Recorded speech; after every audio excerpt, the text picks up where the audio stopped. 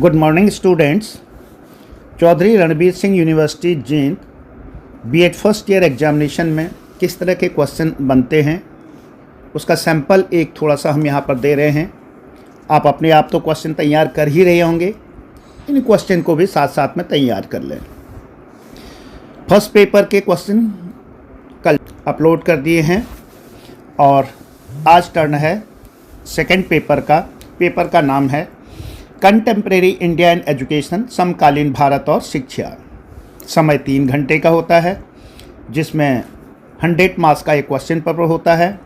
100 marks में से theory 80 marks and internal होते हैं आपके 20 मार्क्स। पेपर वही आपका जो है टोटल 5 क्वेश्चन होंगे। पाँचों के पाँचों क्वेश्चन अटेम्प्ट करना कंपलसरी है। प्रत्येक क्वेश्चन 16 मार्क्स का होगा, तो 16 5 या 80 टोटल हो गया। क्वेश्चन नंबर 1 इज कंपलसरी, जिसमें 4 शॉर्ट आंसर क्वेश्चन होंगे, ये आपको अटेम्प्ट करने हैं। Right short answers on the following. 1.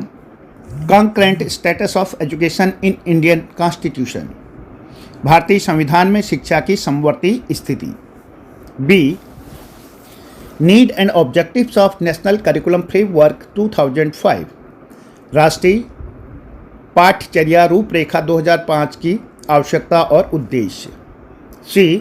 3 language formula, त्रिभाषा सूत्र। D. Role of teacher in the context of universal education, सार्वभौमिक शिक्षा के संदर्भ में शिक्षक की भूमिका। Now the long answer question. इसमें 4 यूनिट हैं, प्रत्येक यूनिट से 2-2 क्वेश्चन होंगे। उन 2 क्वेश्चन में से एक आपको अटेम्प्ट करना अनिवार्य है। फर्स्ट यूनिट है constitution of India and education, Bharat का संविधान और शिक्षा। तो इसमें से पहला question, explain the fundamental rights and duties related to education given in article 14, 15, 16, 30 and 51A of the Indian constitution. How do these ensure education of marginalized and socially disadvantaged segment। भारतीय संविधान के अनुच्छेद 14, 15, 16, 30 और 51वें में दिए गए शिक्षा से संबंधित मौलिक अधिकारों और कर्तव्यों की व्याख्या कीजिए। ये हाशियाकृत और सामाजिक रूप से वंचित वर्गों की शिक्षा कैसे सुनिश्चित करते हैं। इसका और है अथवा, that is question number 3। What is the Right to Education Act, RTE Act 2009? Discuss its main provision and examine the role of direct principles of state policy in promoting education in India। शिक्षा का अधिकार RTE अधिनियम 2009 क्या है, इसके मुख्य प्रावधानों की विवेचना कीजिए और भारत में शिक्षा को बढ़ावा देने में राजनीति के निर्देशक तत्वों की भूमिका का परीक्षण कीजिए। Now Unit 2, name of the unit is Review of Education Commission and Policies in India, Bharat में शिक्षा आयोगों और नीतियों की समीक्षा। क्वेश्चन नंबर 4 है Critically apprise the recommendations of Secondary Education Commission 1952-53 and Indian Education Commission 1964-66। What were the prominent characteristics of education in India during colonial rule. माध्यमिक शिक्षा आयोग 1952-53 और भारतीय शिक्षा आयोग 1964-66 की सिफारिशों का आलोचनात्मक मूल्यांकन कीजिए। औपनिवेशिक शासन के दौरान भारत में शिक्षा की प्रमुख विशेषताएं क्या थीं। इसका और है या अथवा में है। Compare the major recommendations of national policy of education 1986, Ramamurti education commission 1990 and programme of action 1992। How did these shape contemporary Indian education. राष्ट्रीय शिक्षा नीति 1986, रामामूर्ति शिक्षा आयोग 1990 और कार्य योजना कार्यक्रम 1992 की प्रमुख सिफारिशों की तुलना कीजिए।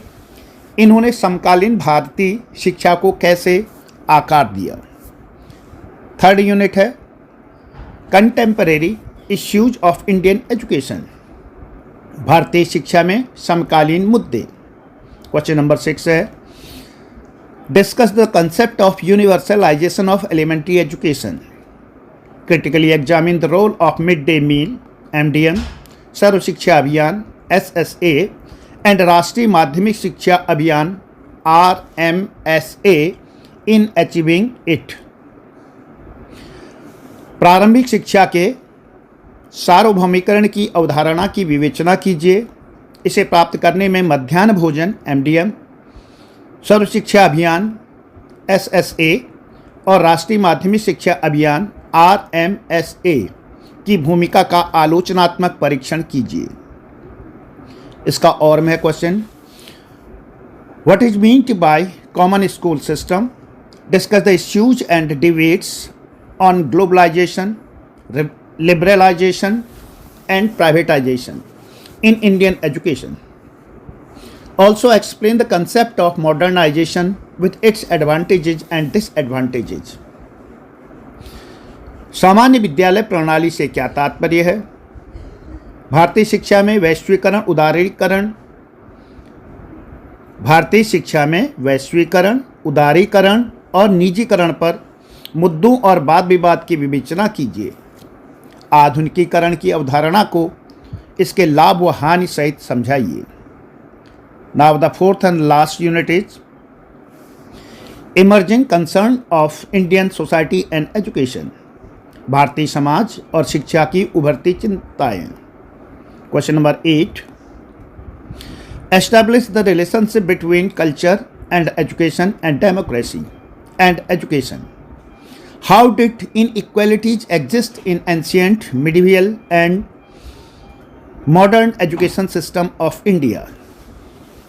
संस्कृति और शिक्षा तथा लोकतंत्र और शिक्षा के बीच संबंध स्थापित कीजिए।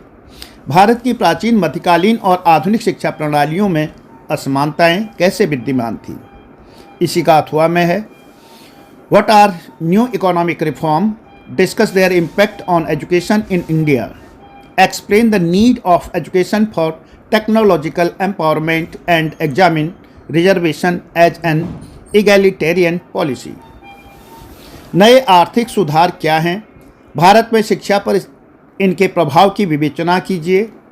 प्रौद्योगिक सशक्तिकरण के लिए शिक्षा की आवश्यकता समझाइए और आरक्षण को एक समतावादी नीति के रूप में परखिए। तो इस तरह से टोटल 9 क्वेश्चन हैं।